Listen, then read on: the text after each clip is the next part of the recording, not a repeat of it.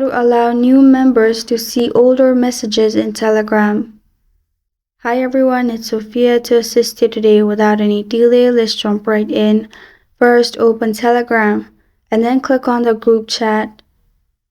Click on top where your name is located.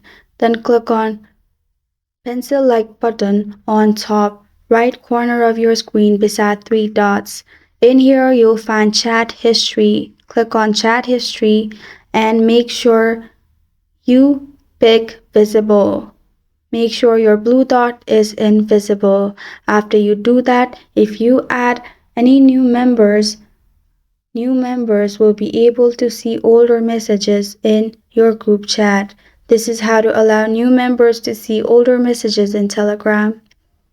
Thank you for joining me today. If this video helps you out, please leave a like and subscribe for more. Got a question or want to suggest a topic? Comment below. I'm Sophia signing off until next time.